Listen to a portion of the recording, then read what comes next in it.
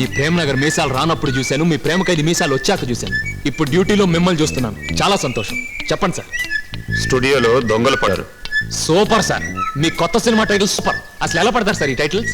ఒకప్పుడు ప్రేమ్ నగర్, తర్వాత బొబ్బిలి రాజా, కూలీ నంబర్ 1, పరువు ప్రతిష్ట, ఇప్పుడు స్టూడియోలో దొంగలు పడ్డారు. చాలా బాగున్నాయి సార్. నీ కన్న తల్లికి ఆపరేషన్ చేయించడానికి వాళ్ళు డబ్బు అడిగితే కాదనటమే పద్ధతిగా లేదు బాబు. ఇంతవరకు ఆయన చేసింది ఏది పద్ధతిగా లేదండి. ఏం చేశారు బాబు? ఆ పురాణం విప్పి మహాభారతాన్ని మీ ముందు పెట్టలేను సార్. ఆయన ఎన్నడూ కన్న తండ్రిలా ప్రవర్తించలేదు. అడుగడుగునా నన్ను అవమానిస్తూనే ఉన్నాడు. నాకు తెలిసిన వాళ్ళందరి దగ్గర నా పరువు తీస్తున్నాడు.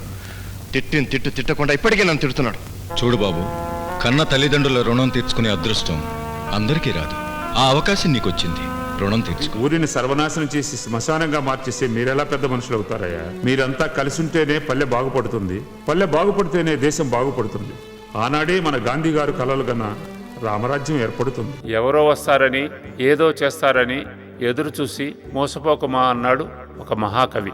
అలాగే ప్రభుత్వం ఏదో చేస్తుందని ఎదురు చూడకుండా వారి సొంత డబ్బుతో ఈ విద్యాభవనం కట్టించడం చాలా గొప్ప విషయం.